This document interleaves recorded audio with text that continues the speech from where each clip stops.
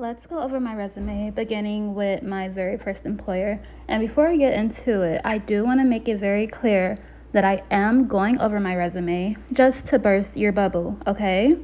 So, my very first employer, SafeSpeed LLC, I landed this job because I was taking business law classes and I had studied business since I graduated high school. And even during high school, I took dual credit, so college classes for business.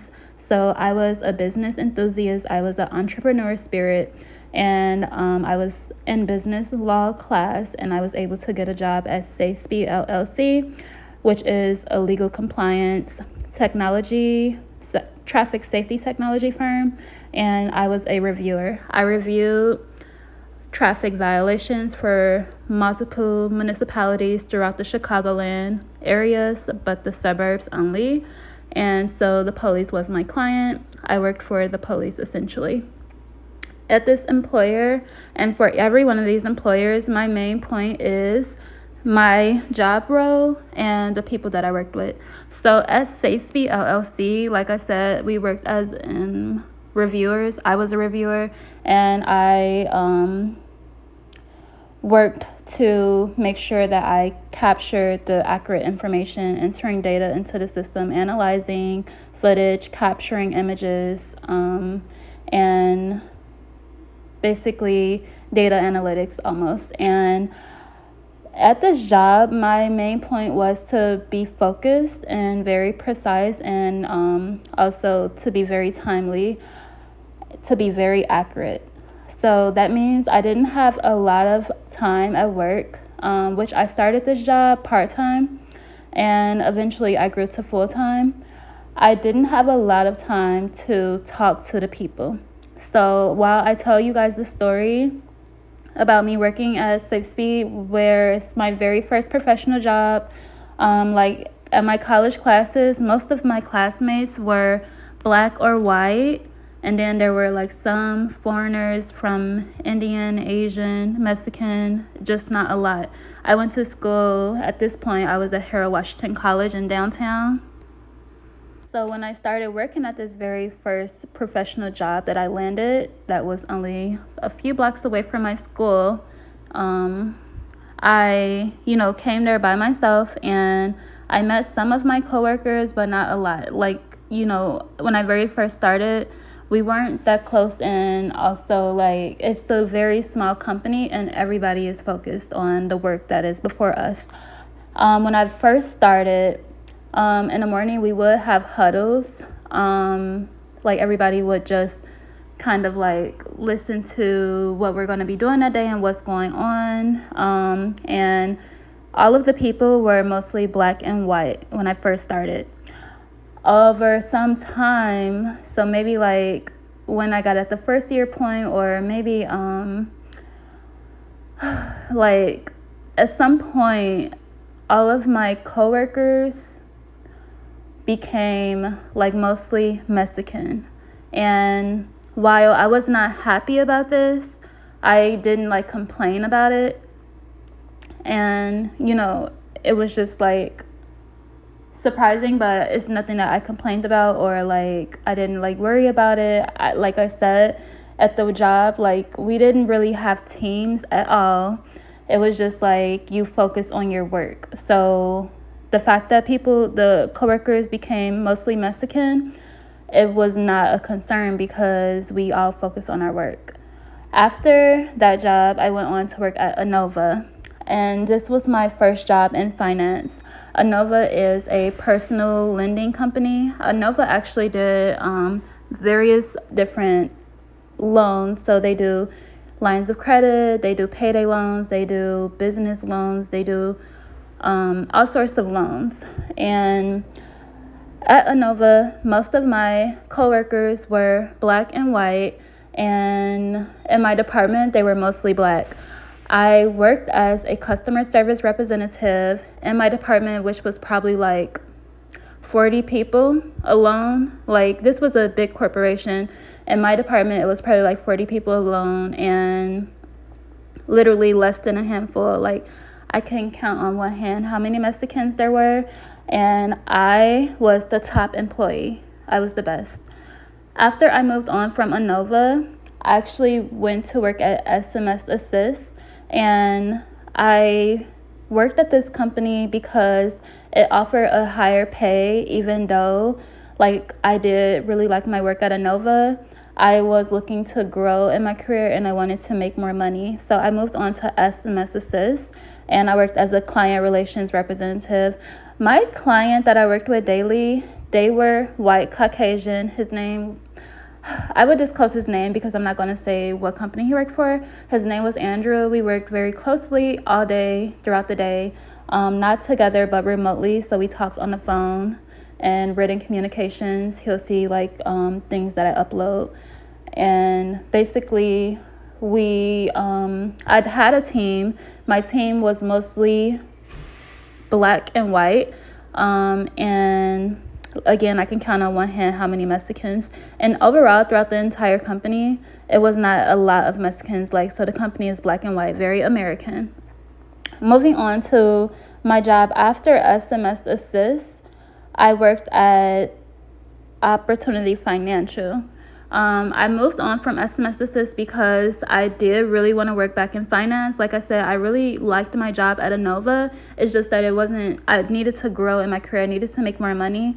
So when I heard about the Opportunity Financial opportunity, it was literally the same as what I was doing at Anova, but the pay that I really wanted once I graduated college.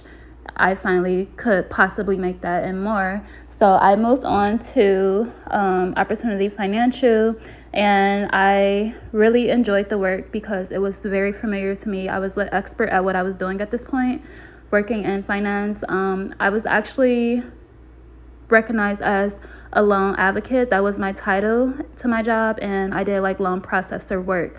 On my team, actually, my interview was with a white American, which in all of my jobs that I worked at for when I got hired, my interview was with white people or black people. When I got hired at SafeSpeed, a lady named Miss Lovely interviewed me. She was black. When I got hired at Anova, my interview was with 2 white people. Actually, in my entire life, I've only been interviewed by white or black people, just to be very clear, because I've had many interviews, even though these are my jobs. I've had many interviews, some jobs that I didn't get hired for, some jobs that I didn't accept. I've had many interviews, and all of the people that interview me are black and white. So I just want to make that very clear. And when I got hired at SMS Assist, my interview was with white American. And when I got hired at Opportunity Financial, Bob interviewed me. He's white. And during my work at Opportunity Financial and my role, my coworkers on my team, they were mostly white. Again, I can count on one hand how many Mexicans there were in my team. And even though things had changed over time, again, like at SafeSpeed, things changed over time. A lot of the coworkers at the company, in my department, they were like white and Mexican, black. It was very diverse. I'll just put it that way. But I do think there was a lot of Mexicans, but not that they were like any huge issue. And basically at my job, the last employer, Opportunity Financial, again, on my team, like, it was various people. Like, I had over,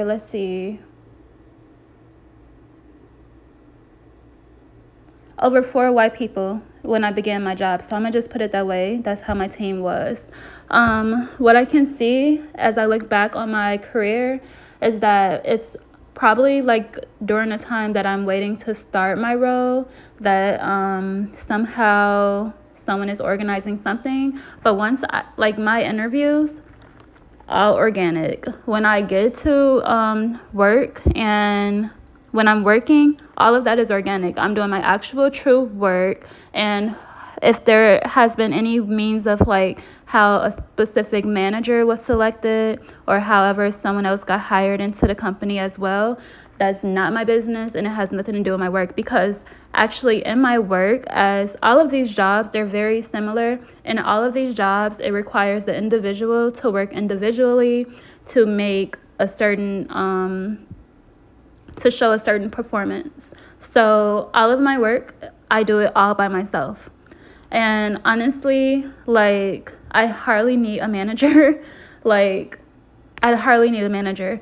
Whenever I worked with a manager, it was because we have like employee reviews, and like we go over like things that we have team meetings, like like I don't know, like it's like I hardly ever need a manager in my work. And I'm not saying that that I don't need a manager, because a manager does need to be there. I don't want to be the manager.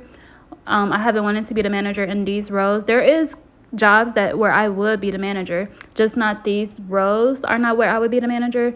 Like, for example, at Opportunity Financial, if I was a manager, I would not have been working to earn the bonus that I was working for example. So that's kind of what I am making the point of.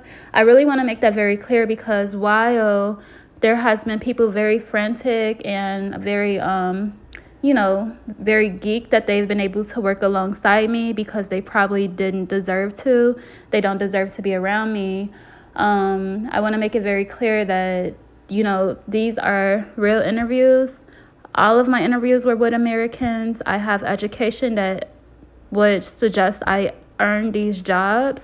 And besides that, in every one of my roles, I was a top employee. I show my performance numbers like outshine the rest of everyone else. And these are real companies that were actually existing. Like, I didn't make up any of this stuff, like that's kind of what I want to make very clear. So now that I'm not working, what this predator who have been stalking me since I was a kid has been doing is, since I'm not working, and when I worked, they would be able to somehow get a Mexican hired into my job or an African hired into my job.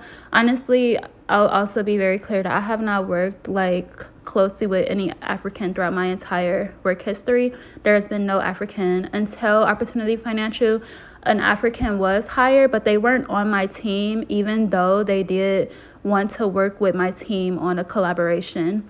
But I have not worked with any Africans, not in my department, not on my team, not as a manager.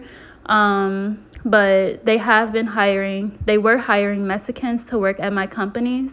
And while they were able to do that, and now I have stopped working, they had moved to trying to put Mexicans in my community to live next door to me. What does that tell you? And now that I'm not living at home anymore, like, also let me be very clear. When I lived in my own apartments and I paid for my rent myself, in those places, no Mexican lived next door to me either. But again, I was working at companies where they had put the Mexicans next to me. But when I moved in with my family and my mom moved to a new community, they were able to find Mexicans to live next door to me. And Mexicans are very geeked to know that they have been able to be alongside me, and it's not okay. And I am going to express that to the United States government. What has happened is not okay. That, they're not worth, like where I am right now and what I'm dealing with, they're not worthy to be next to me. They do not qualify, and they are lying to make this possible. They are being planted into my life, and it's not okay. And that's why I'm making this video. I just want to burst their bubble and let them know my interviews have been all American. My education has been all American. Most of my teammates have been all American. Like, I am all American. Mexicans cannot root themselves into my life. It's impossible. And it's not happening. And I'm going to always reject them. I reject Mexicans. You are not allowed in my life. Period and point blank.